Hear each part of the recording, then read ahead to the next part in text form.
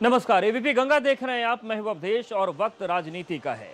राजनीति अगर जनहित की राह पर हो तब जिंदगियां जद्दोजहद में नहीं फंसती हैं, और वही राजनीति अगर रस्म और रंगबाजी पर उतर आए तो फिर आम आदमी सड़क पर आ जाता है, और आजकल तो हाईवे पर आ गया है।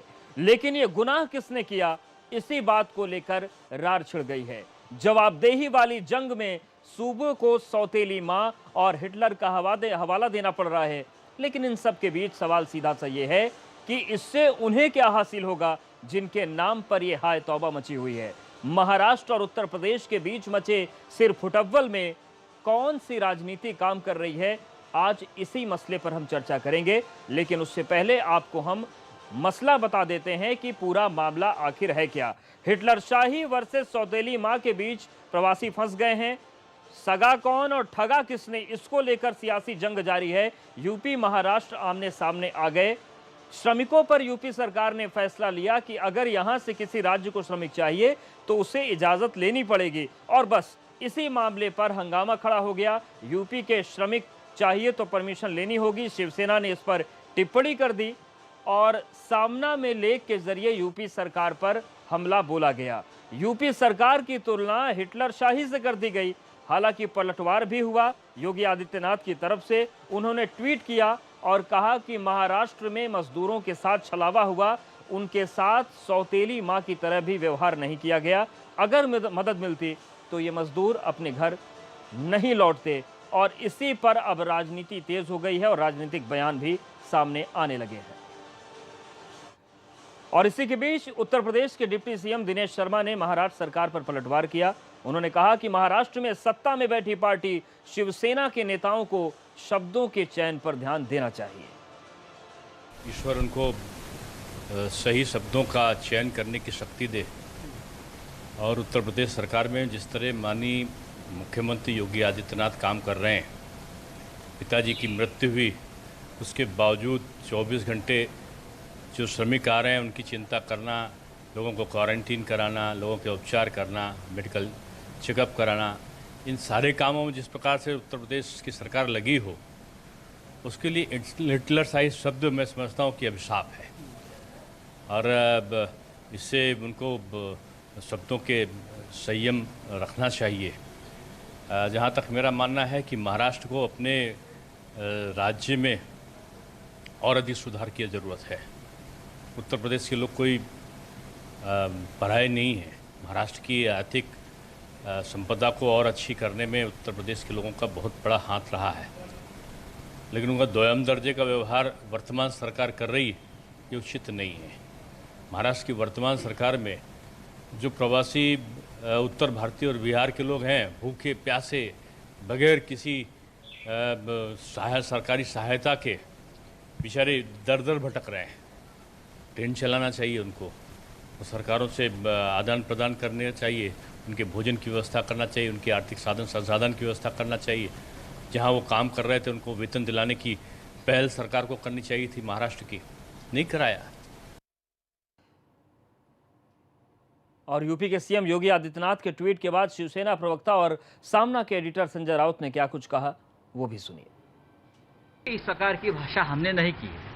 इस प्रकार की भाषा का इस्तेमाल, दुर्भाग्य है, उत्तर प्रदेश के मुख्यमंत्री जिन्हें हम संत का दर्जा दिया है, वो महात्मा है, योगी जी ने की है। इतने सालों साल से हमने पूरे देश के मजदूरों को मुंबई ने पाला है, पोसा है, बड़ा किया है, घर दिया है।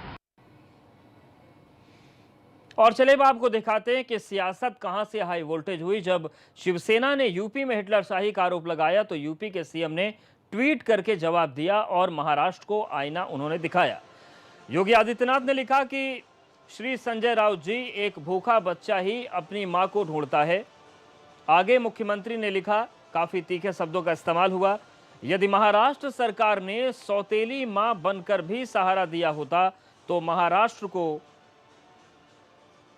छोड़कर महाराष्ट्र गढ़ने वाले हमारे उत्तर प्रदेश के निवासियों को प्रदेश वापस नहीं आना पड़ता। ये ट्वीट मुख्यमंत्री योगी आदित्यनाथ ने किया था और एक और ट्वीट उन्होंने किया, उन्होंने लिखा कि अपने खून पसीने से महाराष्ट्र को सींचने वाले कामगारों को शिवसेना कांग्रेस की सरकार से सिर्फ छलावा ही मिला है। आगे उन्होंने लिखा कि लॉकडाउन में उनसे धोखा किया गया, उन्हें उनके हाल पर छोड़ दिया गया और घर जाने को मजबूर किया गया। और चलिए सीधे हम चर्चा का रुख करते हैं। हमारे साथ कुछ खास मेहमान जुड़ गए हैं। हमारे साथ भाजपा प्रवक्ता चंद्रमोहन जी हैं, शिवसेना समर्थक हमारे साथ संजय गुप्ता जी हैं, वरिष्ठ के पत्रकार के उपाध्याय जी भी हमारे साथ जुड़ गए हैं और मजदूर नेता डॉक्टर कमल साहब भी हमारे साथ जुड़ गए हैं। आप सभी का बहुत स्वागत है। संजय जी, सबसे पहले आपकी तरफ आ रहे हैं। ये जो पूरी राजनीति मजदूरों पर हो रही है, अगर यूपी सरकार मजदूरों को ला रही है, उनका स्किल मैपिंग कर रही है, ये कह रही है कि उनको हम यहाँ पर काम देंगे, और जो लोग उनके महामारी के हाल में जिन्होंने उनको छोड़ दिया था, अगर दोबारा उनको अपने यहाँ बुलाना चाहते हैं तो परमिशन लेनी होगी, इसमें हिटलर शाही शिवसेना को क्यों दिख रही है?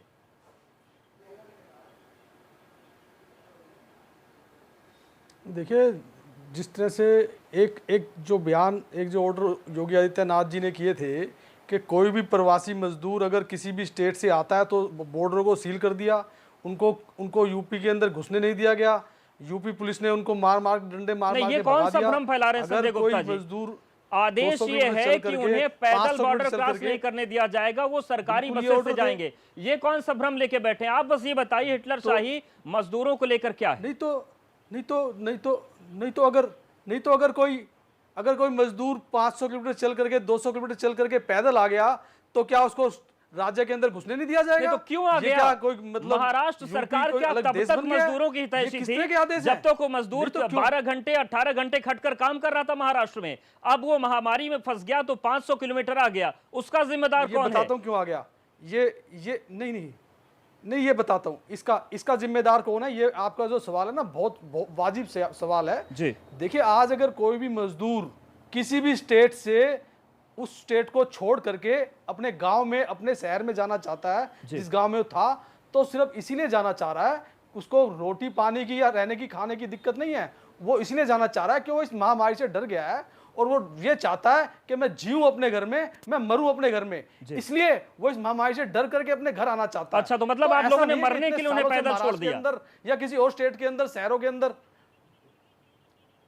नहीं, हमने नहीं छोड़ा है। देखिए, उनके मन में अपने ये बात है, उनके मन में ये है कि मैं अपने घर जाना चाहता हूं। ठीक है, चंद्रमोहन जी पैदल सीधे तौर से आरोप लग रहे हैं कि आपकी सरकार हिटलर शाही कर रही है। मन में ये बात है। और संजय जी कह रहे हैं कि दरअसल मोहब्बत अपनी मिट्टी की इतनी थी कि वो पैदल चल पड़े और आप लोग घुसने नहीं दे रहे हैं।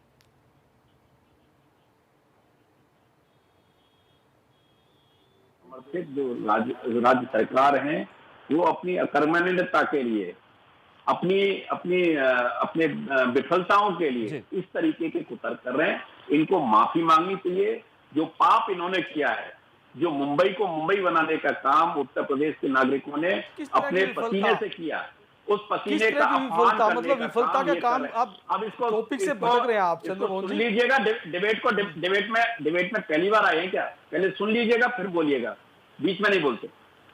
आज जो स्थितियां हैं महाराष्ट्र में, लगातार आप देखो कि माननीय रेल मंत्री जी लगातार कह रहे हैं कि ट्रेनों की क्या स्थिति है, आप जानकारी दीजिए, ट्रेन लीजिए। नहीं, हम ट्रेन लेंगे। अकर्मण्यता की पराकाष्ठा महाराष्ट्र ने पार की है।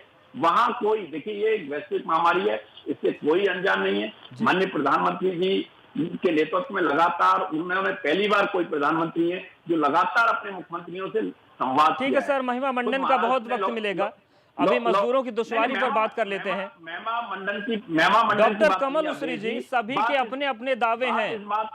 एक राज्य दूसरे राज्य को हिटलर बता रहा है, दूसरा राज्य ये कह रहा है कि आप सौतेली माँ जैसे भी नहीं है जी। मजदूरों के लिए जमीन पर किसने काम किया है, दिख रहा है? सवाल आपसे क्या पूछा, जवाब आप क्या दे रहे हैं? आप ये नहीं देख रहे हैं? संजय जी, आप भी गोलमोल ही कर रहे थे, सीधा जवाब भी नहीं दे रहे थे। आते हैं आपके पास कमल जी। मैं तो सीधा जवाब दिया है। मैं तो कह रहा हूँ कि महाराष्ट्र सरकार की विफलता है कि वहां से महाराष्ट्र सरकार ये विश्वास नहीं दिला पाई कि आपको जाने की आवश्यकता नहीं है। आप जब इस तरीके की बातें करते हैं, इस तरीके की टिप्पणियां करते हैं, इस तरीके का जवाब देते हैं, तो शर्म से सिर झुक जाता है कि आप कैसे राजनीतिक कार्यकर्ता है कि मजदूर कह रहा है कि हम जिए तो मरे तो आप ऐसे शब्द जवान फैलाते हो। आपको शर्म नहीं आती? विफलता है, हर स्टेट में से लोग अपने घर जा रहे हैं, इसमें विफलता की बात कौन सी हुई? सर की मतलब किस तरह की बातें कर रहे हैं आप? मतलब अगर अगर बीजेपी प्रशासित प्रदेश में से मजदूर जाते हैं तो कोई दिक्कत नहीं है, लेकिन बीजेपी शासित प्रदेशों से मजदूर नहीं जाते, दूसरी स्टेटों से जाते हैं, तो आप कहते हो शर्म आनी चाहिए। मतलब किस तरह की बातें करते हैं आप परिश्रमी लोगों को क्या देते हैं, किस तरह की बातें करते हैं आप, क्या मानते हैं, पसीना बहाने वालों को क्या मानते हैं, ये पता लग रहा है। ठीक है, आप घटिया सोचते हैं। इतने सालों से तो महाराष्ट्र में थे वो, आदर्श नहीं इतने साल उन्होंने काम किया महाराष्ट्र में, इतने साल उन्होंने काम किया महाराष्ट्र में। आज क्या वो महाराष्ट्र सरकार से डरकर आ रहे हैं? क्या महाराष्ट्र सरकार की बदइंतजामी से डॉक्टर से डरकर आ रहे हैं? वो संजय जी कह रहे हैं कि इतने सालों से वो महाराष्ट्र में थे, और चंद्रमोहन जी कह रहे हैं कि पसीना सरकार बहा रही है। ये बताइए कि जो पसीना बह रहा है वो मजदूरों को कहीं से ठंडक पहुंचा पा रहा है या नहीं पहुंचा पा रहा है, जो हालात आज के दौर में दिख रही है? देखिए बहुत साफ है सर। देखिए जो हाड़ तोड़ मेहनत करके रात दिन इन शहरों को सजाते हैं, सेठ और सरकारों की तिजोरियों को भरते हैं, अगर उनको भोजन मिलता, उनको रहने के लिए जगह मिलती, सम्मान मिलता है, तो शौकिया वो सड़कों पर हजार किलोमीटर चलकर, रेल की पटरियों से कटकर और सड़कों पर गाड़ियों से कुचलकर नहीं मरते। जान हथेली पे लेकर वो बिटिया अपने बाप को 1500-1600 किलोमीटर साइकिल चलाते हुए न आती। यकीनन उन मजदूरों के साथ इन शहर के वो तमाम सरकारों ने अन्याय किया है, वो चाहे इनकी सरकार हो चाहे उनकी सरकार हो। ठीक है, के उपाध्याय जी, जिस तरीके की पूरी तस्वीर है और जिस तरीके से हिटलर शाही और सौतेली माँ का जिक्र हो रहा है, इस पूरी सियासत के बीच क्या कहीं ये दिख रहा है कि जो बेटी साइकिल से पहुंची, अगर वो बिहार पहुंचने के बाद बिहार सरकार उसको घुसने न देती तो कैसा लगता? अगर जो बेटी अपने पिताजी को आपके पास आएंगे, पूरा मौका मिलेगा। ये जो राजनीति हो रही है, ये क्या इस बात को लेकर छटपटाहट है क्या कि यूपी सरकार ने कह दिया कि आप मजदूरों को अगर संभाल नहीं सकते संकट के काल में तो परमिशन लेनी होगी? मतलब मजदूरों को क्या बंधुआ मान लिया गया है क्या, कि मारेंगे पीटेंगे, महामारी में रखेंगे भी नहीं, लेकिन उसके बाद अगर आप नहीं आने देंगे तो ये बुरा लग गया हमको? अवधेश जी, महाराष्ट्र और यूपी के लोगों को लेकर के महाराष्ट्र सरकार का जो राजनीति है ये नई नहीं है, ये बहुत पुरानी राजनीति है। वो यूपी और बिहार के लोगों को अक्सर इस तरह की बात करते रहे हैं, पहले भी इस तरह की बातें होती रही हैं, और इस समय तो निहायत ही ये राजनीति हो रही है। ये जो कहा गया है कि इनको प्रवेश नहीं करने देंगे, ऐसा नहीं है। उसके कुछ नियम कायदे हैं, क्योंकि इसमें सोशल डिस्टेंसिंग का पालन करना है, उसके लिए उन्होंने व्यवस्थाएं की हैं कि किस तरह से उनको प्रवेश करना है। ये नहीं है कि वहाँ से आएंगे तो उनके घुसने नहीं देना है। यूपी से महाराष्ट्र से अब तक जो लोग आए हैं वो यूपी में बाकायदा प्रवेश किया है, उनकी व्यवस्थाएं हुई, इनकी रजिस्ट्रेशन किया गया है और उनके रहने की और ये सब व्यवस्थाएं की गई हैं। दुर्भाग्य ये है कि महाराष्ट्र से जिस तरीके से पलायन हुआ, जिस तरीके से लोग वहाँ से निकले हैं, और वहाँ के मैंने देखे हैं कि वहाँ किस तरह से सोशल मीडिया पे मजदूरों को लेकर के वहाँ के तमाम राजनीतिक दलों ने कमेंट्स और वो किए हैं। जिस तरह से आपने देखा होगा कि जब सबसे पहले मुंबई के स्टेशन पर मजदूरों का जमावड़ा इकट्ठा हो गया था, 60-70 हजार मजदूर पहुंच गए थे। वहां इन मजदूरों का कोई धनी धोरी नहीं है, एक तरीके से उनको पलायन के लिए मजबूर किया जा रहा है। और इस समय जो राजनीति हो रही है वो निहायत ही घटिया राजनीति है। और इसी जो भी बयानबाजी के साथ सरकार की ओर उपाध्याय सर आते हैं, संजय गुप्ता जी, वो बांद्रा की तस्वीर थी और वहां पर जब बातचीत की गई तो पता चला कि मजदूरों को खाने को नहीं मिल रहा था, मजबूर हो गए थे। और दूसरी तस्वीर आप कह रहे हैं कि महाराष्ट्र में थे, अब जब मजदूरों को वापस लाने की बात आ रही है तो राज ठाकरे भी आ गए, वो भी सुर में सुर मिला रहे हैं और वो ये कह रहे हैं कि मजदूर आएंगे तो अनुमति लेनी होगी। और इतना ही नहीं, पुलिस थानों में उनकी फोटो भी रखी जाएगी। मजदूरों को चोर डकैत समझ रखा है क्या आप लोगों ने, या बंधुआ मजदूर समझ रखा है कि महामारी में भगा देंगे और बाद में वो चाहिए? राज ठाकरे जी की बात तो आप राज ठाकरे जी से करेंगे। देखिए राज ठाकरे जी की बात तो आप राज ठाकरे जी से सुर एक है, इसलिए पूछ रहा हूं मैं, तो सवाल नहीं कर सकते। और बांद्रा की बात जो आपने की, और बांद्रा की जो बात नहीं, ये तो आप ये देखो, योगी सरकार अगर ये कहती है कि हम हमसे परमिशन लेंगे तो हम परमिशन देंगे, तो इस पर महाराष्ट्र सरकार ने तो मेरे ख्याल से भी कुछ कहा नहीं है। हिटलर शाही बता दिया राज ठाकरे जी को, मतलब आप मजदूरों को संभाल नहीं पाएंगे और कोई राज्य सरकार संभालने की कोशिश करेगी तो आप हिटलर बता देंगे उसको। हिटलर शाही तो मजदूरों को इतने सालों से तो महाराष्ट्र ने संभाला हुआ था। अगर आज वो महाराष्ट्र में नहीं रहना चाहते, अरे सर दुख दर्द में छोड़ दिया, ये कौन सा संभालना होता है? मतलब जब महाराष्ट्र को गढ़ रहे थे तब तो आपकी बल्ले बल्ले थी, अब जब संकट में फंस गए तो आप उनको 2 महीने खाना नहीं दे पाए।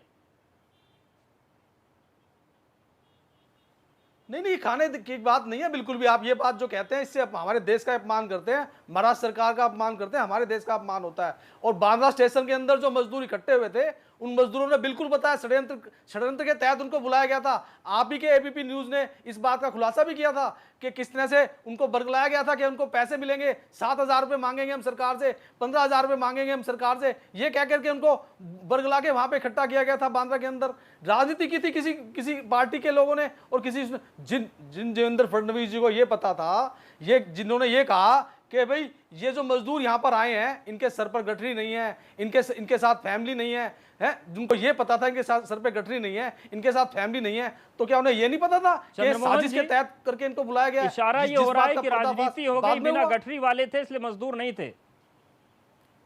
नहीं, ये नहीं है। देवेंद्र फडणवीस ने जो बात कही साफ तरीके का वहाँ पर व्यवस्था की गई, जिस तरीके से वहां पर हुआ, और वो खुद महाराष्ट्र पुलिस ने उस व्यक्ति को आइडेंटिफाइड किया जो व्यक्ति था, और उसकी अरेस्टिंग भी हुई। देखिए यहाँ महत्वपूर्ण बात यह है कि उत्तर प्रदेश के मुख्यमंत्री, माननीय मुख्यमंत्री योगी आदित्यनाथ जी, उत्तर प्रदेश के मुख्यमंत्री होने के कारण से गार्जियन की भूमिका के नाते उन्होंने कहा कि अब हम उत्तर प्रदेश के नागरिकों को इस अवस्था में नहीं छोड़ सकते कि उनको दर जाना पड़ेगा। देखिए उत्तर प्रदेश सरकार एक साथ दो काम कर रही है। जो आने वाले कामगार हैं उनकी स्कैनिंग भी कर रही है और साथ में स्किलिंग भी कर रही है कि इनके अंदर क्या, इनका स्क्रीनिंग करके उनके स्वास्थ्य की जानकारी लेना और उनके हुनर की जानकारी लेना, दोनों काम एक साथ कर रहे हैं। हम एक साथ चल पड़े हैं और उत्तर प्रदेश का नागरिक अपने लिए इस तरीके की दोबारा कभी ऐसी स्थितियां ना हो कि उत्तर प्रदेश का नागरिक मुंबई में जाके ठोकरें खाए, राजस्थान में जाके खाए, पंजाब में जाके खाए, ये स्थितियां उत्तर प्रदेश में ना रहें। एक उत्तर प्रदेश एक गौरवशाली प्रदेश बने जो लोगों को रोजगार देने का काम करे। आप देखो ना कि जिस समय उत्तर प्रदेश में कोरोना महामारी आई, एक भी लेबोरेटरीज नहीं थी। आज उत्तर प्रदेश में लेबोरेटरीज भी स्थापित हुई है, कोरोना का परीक्षण हो रहा है। हमारे पास पीपीई किट बनाने की व्यवस्था नहीं थी, आज उत्तर प्रदेश में ठीक है, तमाम चीजों पर आएंगे और बात करेंगे कि जो हिटलर शाही बनाम सौतेली माँ की राजनीति हो रही है, इसमें आखिर मजदूरों का कुछ भला होगा या फिर सियासी रस्साकसी यूं ही चलती रहेगी। सभी मेहमान हमारे साथ बने हुए हैं, वक्त एक बहुत छोटे से ब्रेक का है, फौरन हाजिर होते हैं।